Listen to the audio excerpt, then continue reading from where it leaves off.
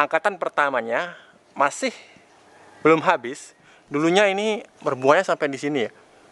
Di sini, dari sini. Banyak banget sampai ke atas. Kemudian entah bagaimana, mungkin karena suburnya pupuk organik yang saya berikan, berbuah lagi di atasnya seperti itu. Itu adalah angkatan keduanya. Jadi dia nggak sampai nunggu habis, sudah berbuah lagi seperti itu. Luar biasa. Menyenangkan sekali sore ini saya ke kebun dan mendapati di atas kepala saya ini. Ya benar, di depan kamera Anda saat ini adalah pepaya Bangkok.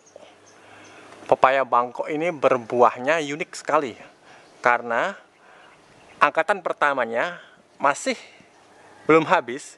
Dulunya ini berbuahnya sampai di sini ya. Di sini, dari sini. Banyak banget sampai ke atas. Kemudian entah bagaimana, mungkin karena suburnya pupuk organik yang saya berikan, berbuah lagi di atasnya seperti itu.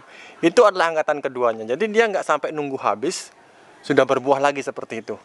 Luar biasa. Inilah yang saya sangat suka dari berkebun organik. Menanam secara organik ketika tanah kita sudah sangat subur, akan mirip seperti yang terjadi di Afrika sana. Di Afrika sana kita kenal tanah di sana, di bagian pedalaman Amazonnya, tanah yang sangat subur bernama terra preta. Sudah pernah saya jelaskan di video saya sebelumnya. Nah, seperti apa terra preta? Kita lihat cuplikannya.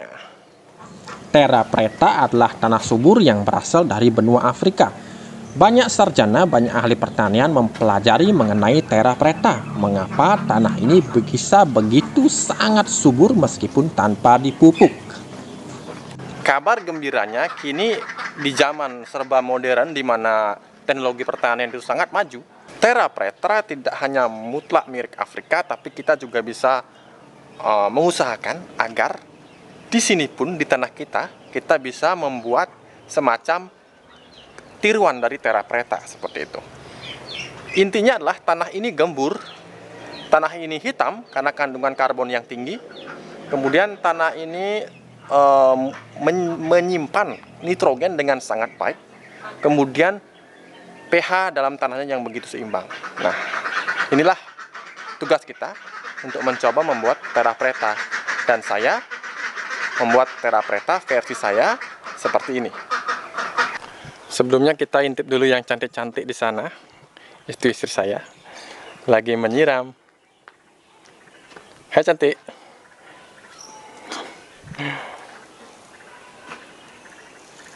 Baiklah, sekarang saya berikan trik untuk membuat tanah yang super subur yang bisa kita taruh di dalam media polybag untuk pembesaran segala jenis sayur, mayur, tanaman buah, dan lain sebagainya yang memiliki kesuburan yang sangat baik, di atas rata-rata lah pokoknya kesuburannya.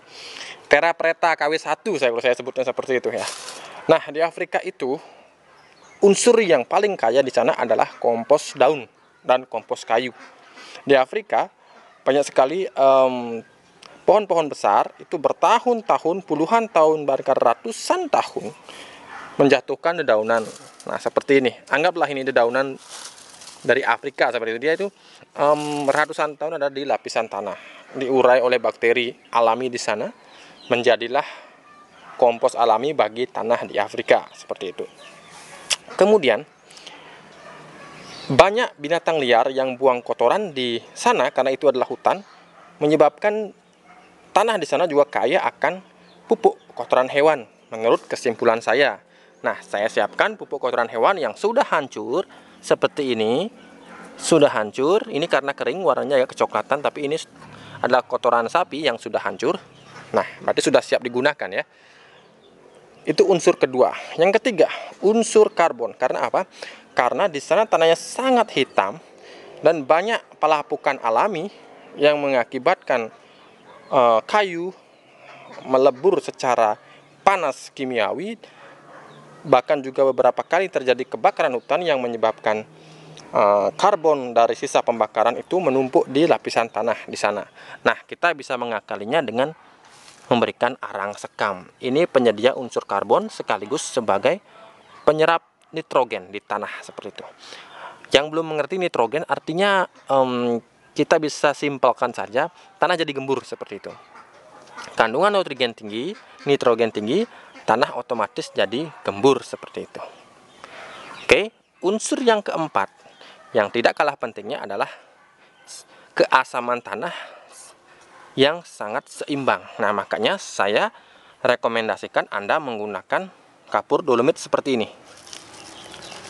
Nah, ini kapur dolomit yang bisa menetralisir keasaman tanah yang begitu tinggi. Jadi, kalau Anda menambahkan ini sedikit saja, ini sudah membantu pH tanah Anda menjadi sangat netral seperti itu. Nah, kemudian tentu saja yang terakhir kita menggunakan tanah.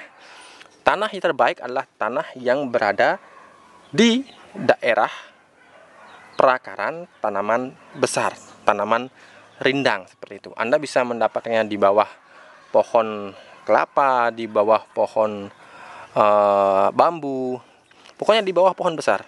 Jadi di sana tanahnya sangat subur karena sudah mengikat nitrogen seperti itu. Sekian penjelasan saya, dan ini bisa Anda campurkan. Perbandingannya adalah, kalau saya pribadi paling suka menggunakan perbandingan seimbang, 1:1, kemudian tanahnya 1. Nah, untuk pemberian kapur dolomit kita sesuaikan dengan kondisi keasaman tanah seperti itu. Apakah sudah cukup seperti ini kira-kira? Apakah saya perlu praktek? Saya rasa tidak ya. Jadi Anda tinggal mempraktekannya di rumah. Anda ambil saja sampah dedaunan seperti ini yang sudah kering ya, pastikan. Kalau belum kering Anda bisa jemur. Kemudian Anda cari kotoran hewan, pupuk kotoran hewan, bisa kambing, bisa ayam, bisa sapi, terserah. Yang pasti pastikan sudah remah. Kemudian sifatnya sudah dingin, sehingga gas metannya sudah sedikit. Gas metana menurut saya sudah sedikit. Nah, kemudian Anda tambahkanlah unsur karbon sebagai pengikat nitrogen di dalam tanah, yaitu arang sekam. Kalau arang biasa bagaimana, Pak? Boleh, asalkan arang kayu itu dipecah kecil-kecil agar jumlahnya dalam polybag itu banyak seperti itu. Kalau sudah pakai ini, nggak usah pakai arang kayu lagi seperti itu. Nah, bagi Anda yang tinggal di daerah yang jarang menerapkan teknologi organik atau berkebun secara organik, pasti banyak kimia tanahnya, bukan? Nah, Anda bisa tambahkan dolomit sebagai penyeimbang kembali kandungan keasaman tanah sehingga tanah Anda menjadi netral seperti itu.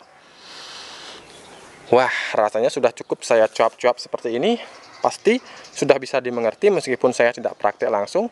Akan tetapi cara sederhana seperti yang saya jelaskan tadi, kita mencoba mengcopy kesuburan tanah yang ada di pedalaman Afrika agar tanah kita menjadi subur, atau agar media tanam di polybag kita menjadi subur sesubur tanah Afrika. Mantap. Oke, langsung saja saya sekarang mau memetik buah pepaya yang sudah ranum banget seperti ini. Mungkin Anda sudah sangat menginginkannya juga, bukan? Apalagi saya. Oke, sampai jumpa besok. Nah, besok pagi saya ada rencana untuk memotong ayam pedaging saya. Barangkali akan saya jadikan vlog ya, untuk memperlihatkan berapa bobot ayam saya ketika saya potong seperti itu.